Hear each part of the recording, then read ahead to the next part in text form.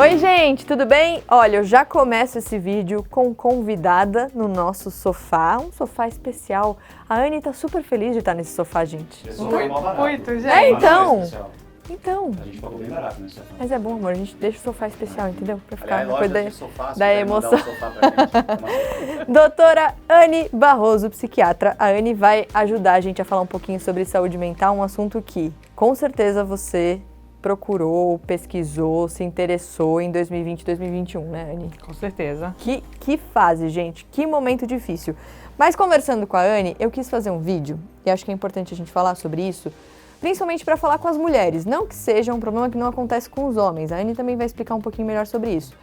Mas falar sobre como é difícil a gente aceitar o próprio corpo e aceitar a própria imagem. É um problema que acontece mais com mulheres mesmo, mas também com homens, né? Sim. A gente acha que está subestimada a questão masculina, né? Até porque a maioria das vezes quem procura os serviços de saúde são as mulheres, né? Epidemiologicamente falando, os homens são os últimos a se cuidar. A não ser que tenha uma mulher ao lado que perceba aí, né? Ou a mãe, ou a namorada, ou a noiva, a esposa. Até porque, né, às vezes os homens acham que procurar ajuda é um sinal de fragilidade para o homem que tem que ser sempre forte. Não é. Homens, meninos, vão ao médico. Exatamente. E agora, mais do que nunca, né, Mari, a imagem da gente está sendo veiculada o tempo todo em rede social. Né? Os meetings, os Zooms, os Teams da vida, né? O trabalho onde não dá para fechar a câmera a maioria das vezes. E muitas pessoas não têm essa tranquilidade e sofrem com isso, né? Porque tem uma questão de aceitação e muitas vezes de fobia em relação à sua própria imagem. Nossa, que forte isso. Forte. E não é levado em consideração. Em relação à própria imagem? Exatamente. Como se manifesta isso? A pessoa não consegue, sei lá, se olhar no espelho? Sim. Existe um quadro psiquiátrico, recentemente no nosso código psiquiátrico que ele entrou, né, o nosso código psiquiátrico, hoje, no mundo inteiro a gente fala no DSM-5, entrou no DSM-4, quer dizer, no último código, que é o transtorno dismórfico corporal, que é um quadro psiquiátrico muito grave, né, que acomete mais mulheres do que homens. A gente observa uma apresentação clínica um pouco diferente, por exemplo, nos homens, às vezes eles têm uma questão muito com relação à falta de massa magra, a ser muito magro, ou ter um perfil que não é tão sexualmente atrativo, né, tão viril.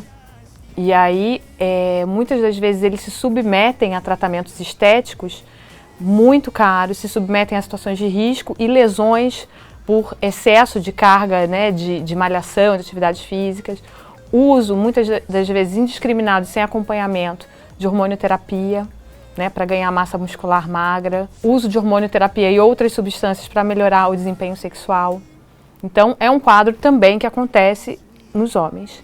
Em relação às mulheres, muitas das vezes a apresentação, a face, a queixa principal do sofrimento é de algum defeito mínimo, que é super valorizado ou não existe. O que elas entendem como defeito, que elas entendem, né? Vivenciam. Nossa, quem é assim que eu conheço? Não é o momento de fazer terapia agora, eu estou perguntando. Nossa, quem se acha feia? Nossa, quem se acha gorda? Cara, mas inclusive é isso que eu ia falar. Tem vezes que eu me pego assim, questionando alguma coisa que eu pensei há anos. Então eu olho uma foto minha de 15, 20 anos e eu falo, gente, eu me criticava tanto na época. E olha como eu era bonita e eu não conseguia enxergar. Exatamente. Como a gente fica cego, né, pra gente, assim, isso é muito triste. E é muito triste, Mari, porque a gente, é uma coisa muito cruel, porque a imagem da gente não é uma coisa imutável, que você falou, eu vi uma foto de 15 anos e eu não conseguia ter a maturidade, ou me apropriar que aquela época eu era maravilhosa, eu consigo ver hoje, né? Ou muitas das vezes a gente fala, nossa, hoje eu estou muito melhor aos 40 do que eu tinha aos 13, estando belíssima. Mas tem uma coisa que é muito importante, que é a percepção da imagem corporal, né? A gente dificilmente, eu digo que nunca a gente se percebe exatamente do jeito que a gente é. E a nossa percepção, ela inevitavelmente sofre interferência cognitiva e afetiva. Então, quando a gente não está bem, a gente não consegue se apropriar de que a gente está bonito, de que a gente está belo, que a gente bancar, né? Você não abre o peito e fala, hoje eu vou, você se encolhe. Se encolhe. E nada pior do que uma outra mulher, é o pior espelho dentro dessa sociedade. Né? O olhar de outra mulher é muito mais cruel E muitas vezes a outra mulher é a mãe, né? Que já aponta, né, dentro da ditadura da beleza, que se você ficar gorda, você não vai ter sucesso, você não vai arranjar um namorado. Olha né? que coisa, né? E é uma coisa muito cultural, assim, Muito. que se a gente não parar para pensar e questionar, a gente só leva, só reproduz, porque você falou sobre os homens, o homem acha que o corpo forte e musculoso é sinal de virilidade, porque alguém disse isso para ele algum dia. As mulheres acham que o corpo magro, sem nenhuma celulite, sem nenhuma estria, é o corpo bonito e a gente tem que buscar aquilo o tempo inteiro, porque alguém disse isso pra gente algum dia. Eu acho que é importante a gente questionar, e existe um movimento de questionar muito isso, né, nos últimos anos. Body positive, né, o positivismo corporal. Graças a Deus isso está acontecendo, porque a nossa imagem ela vai se consolidando e vai se transformando ao longo da vida. A nossa percepção e a nossa satisfação não é uma coisa imutável. Isso é importante e salva, né? Porque a gente pode sim modificar e começar a se amar e aceitar do jeito que a gente é.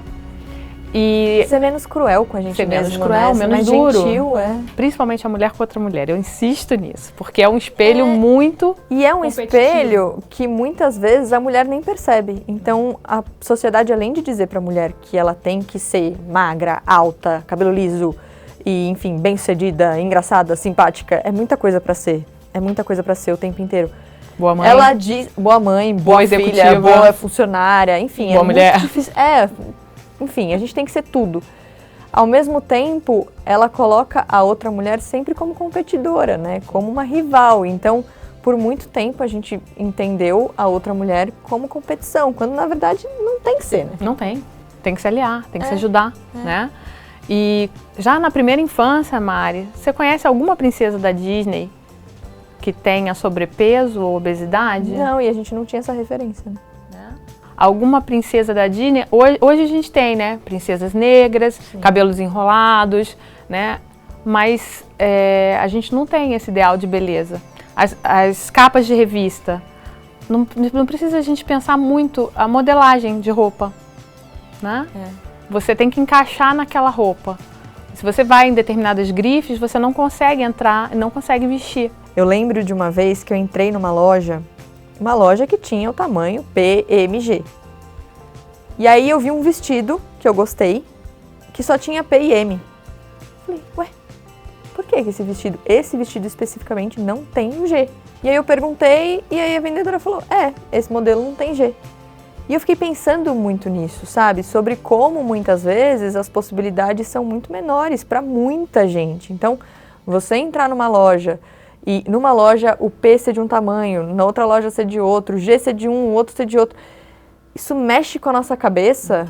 E para quem já tem uma questão, nós que somos assim, ok, né, gostamos do nosso corpo, aceitamos, não temos um transtorno, né, psiquiátrico que justifique ou que amplifique um sofrimento, é difícil, né? A gente já passa algumas dificuldades. Imagina para quem tem essa questão.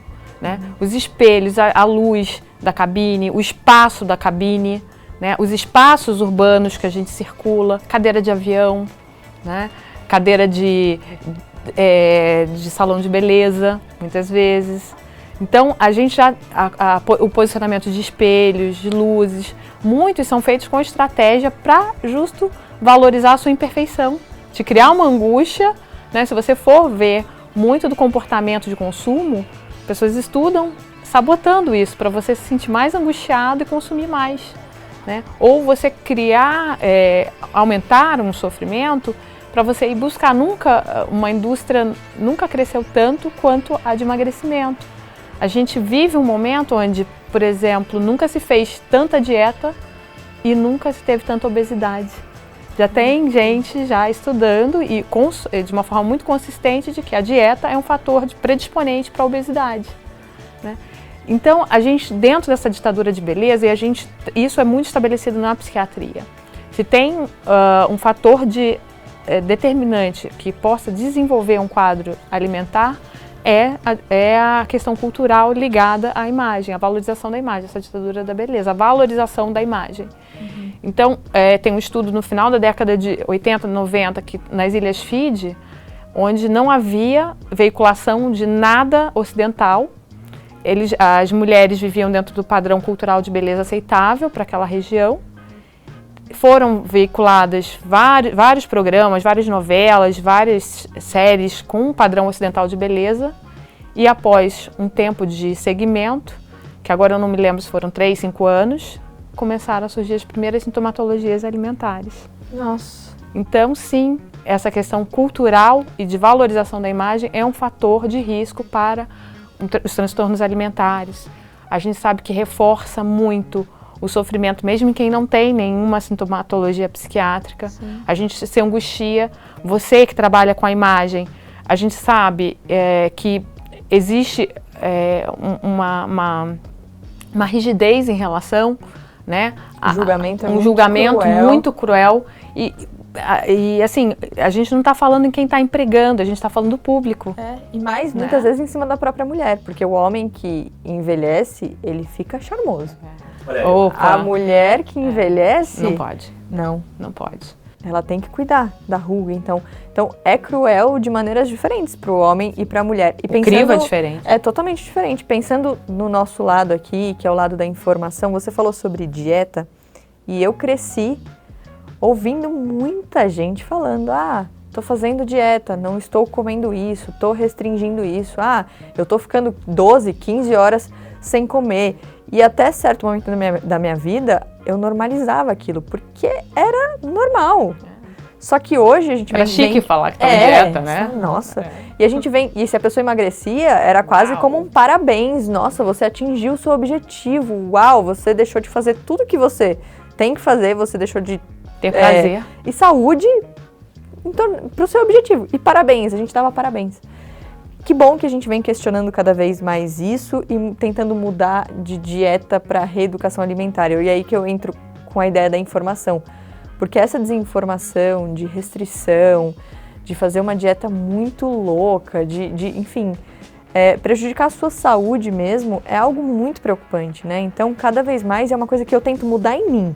Porque não é de um dia para o outro que a gente muda algo que é cultural, né? Então, é um exercício que eu venho fazendo de entender que eu não preciso ficar 15 horas sem comer algo, ou alguém me oferecer um chocolate e eu tô olhando e sofrendo, falar não, porque eu tô aqui. Não, é sobre se reeducar e buscar sempre mais saúde, né? E a gente conta muito com você, porque assim, a gente precisa que os grandes comunicadores nos ajudem nesse processo, porque quando a gente não tem esse poder, né? Quando chega pra gente já tá um sofrimento muito grande, a gente precisa contar muito com vocês.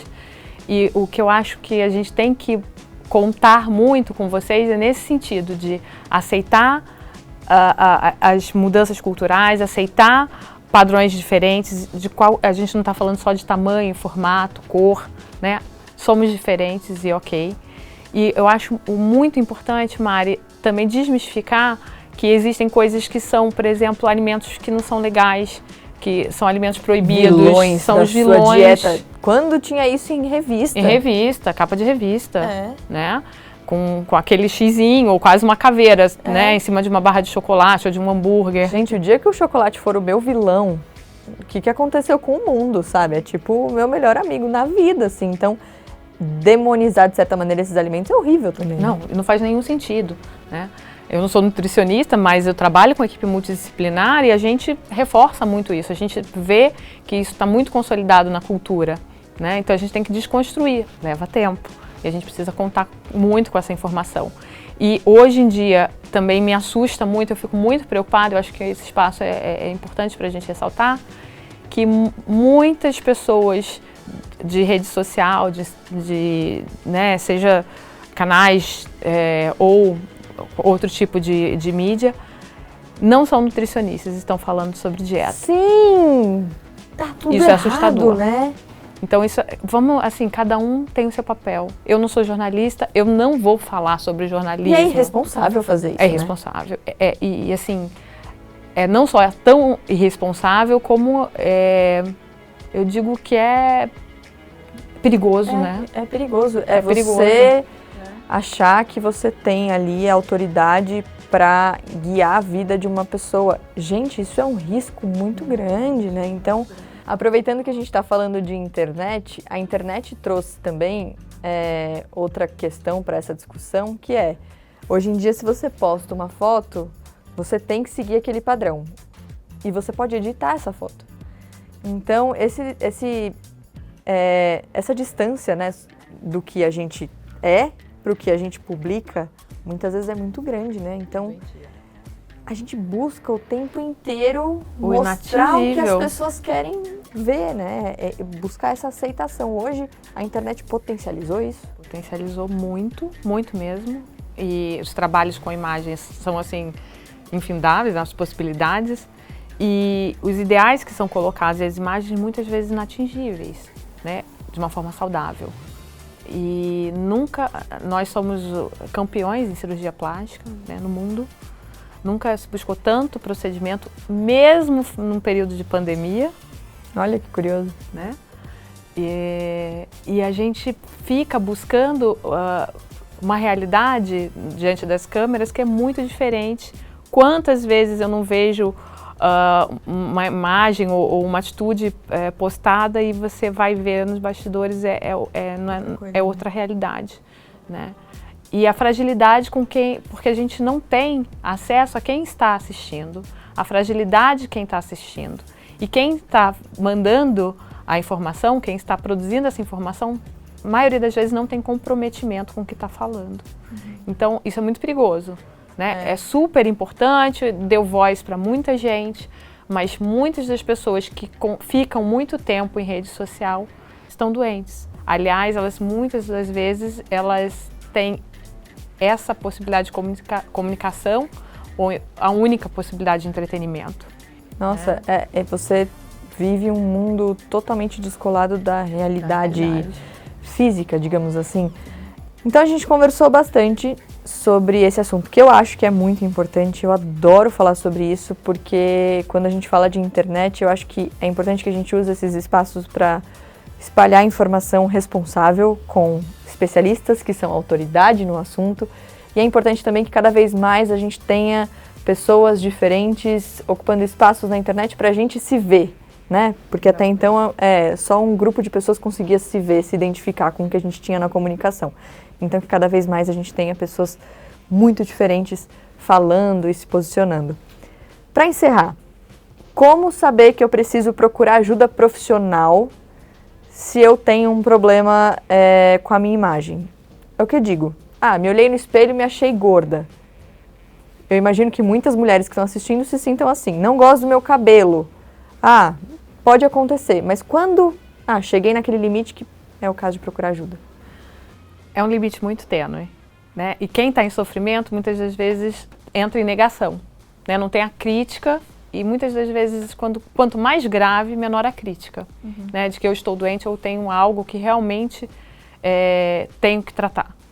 Então, é muito importante a gente, primeiro, não existe nenhuma possibilidade, não existe uma comunicação ruim ou a gente, então, não vai acessar a rede social, não existe isso. Acho que a gente não pode perder o espírito crítico em relação às coisas, né?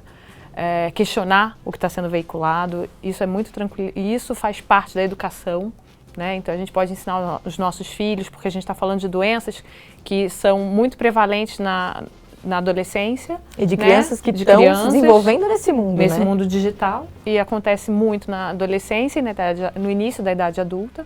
Então, isso faz parte da educação, não dá para desinserir as crianças desse conteúdo, do acesso a isso. Então, a gente tem que falar sobre isso, comunicar sobre isso.